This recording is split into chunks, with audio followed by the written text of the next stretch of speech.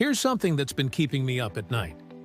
You ever wonder why intelligent people resist ideas that are clearly true? Like, when Nicholas Copernicus proposed that the sun, not the Earth, is at the center of the universe, heliocentrism, obviously the correct idea, took over 200 years to be widely accepted. Why do smart people resist new ideas? Well, in 1687, Isaac Newton published his theory of universal gravitation. And it wasn't until 1915 that Albert Einstein came along and showed that Newton's theory was actually wrong. It was incomplete. It didn't account for things like black holes and gravitational waves.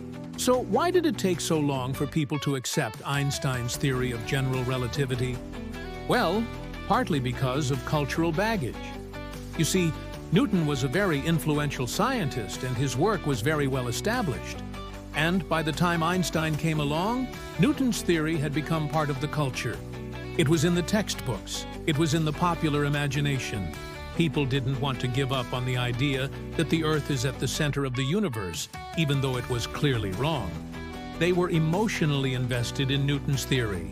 They had a cultural attachment to it. And so it was very difficult for them to accept Einstein's theory, even though it was more accurate. This is the same reason why some people today still deny the scientific consensus on climate change. They're emotionally invested in the idea that humans aren't causing the planet to warm up, even though there's no evidence to support this view. They're just resistant to new ideas in general.